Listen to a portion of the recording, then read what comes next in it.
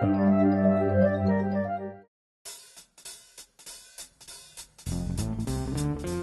is the Nissan Cube. What is this box on wheels? Is it a small SUV? Is it a station wagon? Well, really what it is, it's a small car that's in the shape of a cube in order to maximize interior room while still keeping a small overall package. And the shape isn't the only odd thing about the way this box on wheels looks. In fact, this car isn't even symmetric. The left side of the car looks different from the right side of the car. On the left side here, you have this pillar. You wander over to the other side of the car, and you have a glass area that wraps around. Another oddity is the way this big door opens. Rather than being like a traditional tailgate that goes up, it comes out. And the problem with that is if you're parked in a tight spot, you may not have enough room to swing it open to get to your stuff. Once you're back here, you notice the high sill, but there's a decent amount of space for your luggage. If you fold down the rear seats though, you get a large area that's comparable to what you'd find in a small SUV. Another thing you notice is these absolutely giant doors on the side of this car. These rear doors are huge. And what this does is it makes it really easy to get into the rear seats.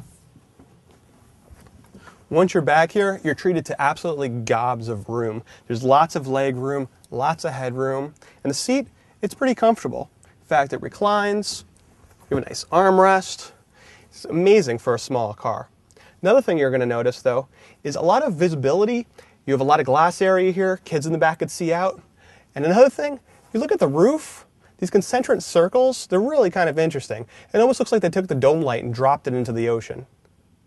Like the rear, the front doors, enormous. In fact, accessing the front is among the easiest of almost any car out there. Once you're here, you'll notice another bunch of funky features, including these little bungee cords on the door.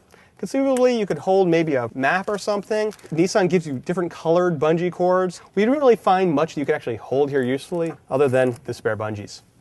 Up top on top of the dash here, there's a little shag rug carpet. Kind of looks like something you could kind of throw something there and let it stay. However, Nissan explicitly warns you not to do that. So while the dash coupe may not be the ideal place to put things, there is a fair amount of interior storage here. You don't have a center console storage. However, there's lots of cup holders. In fact, there's 4 here in the center console, plus a slot, 2 more cup holders in the dashboard, plus plenty of storage in the doors. The controls are all pretty basic and intuitive, though there is one problem. It's way too easy to confuse the release for the fuel door with the hood release. The driving position isn't bad. While the steering wheel tilts, there's no telescopic adjustment. However, we did like the generous height adjustment for the seat. Makes it easy finding a comfortable position. Speaking of comfort, the seats, they're very comfortable, they're very large, pretty supportive. It's almost like sitting on a couch. Behind the wheel of the Cube, you'll notice there's a lot of glass area around. And this is nice because visibility out front is pretty good. In fact, you're kind of high up, you almost feel like you're in an SUV. You're seeing some small SUVs eye to eye. Some of the problems, though, are reflections. These windows, they're really flat, which makes for a lot of reflections inside the interior. Plus, the dash coupe, that reflects off the windshield. The ride isn't too bad. In fact, it soaks up bumps pretty well. When you get going quick in the car, it does feel a little bit unsettled. Noise-wise, if you're cruising, it's not bad. Though there is one loud noise source, and that's wind noise. And you kind of expect that when you're pushing this box through the air. There's also some noise from the engine.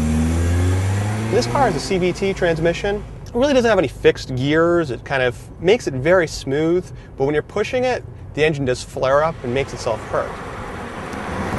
Where the powertrain did perform well, though, is fuel economy. Overall, we got 28 miles per gallon. That's pretty impressive for any vehicle that has this much room inside.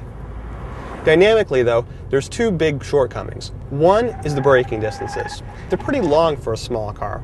The other is handling. It's not really agile, not very nimble, and steering, it doesn't really have that much feel. However, in emergency situations, the car is secure and does have standard stability control. Well, the Nissan Cube, it's not perfect. Certainly not the most agile small car on the road, and the braking distances, they should be a little bit shorter. But if you're looking for a unique transportation unit that has good fuel efficiency, a lot of room inside, and doesn't cost a lot of money, the Nissan Cube, it's worth a look.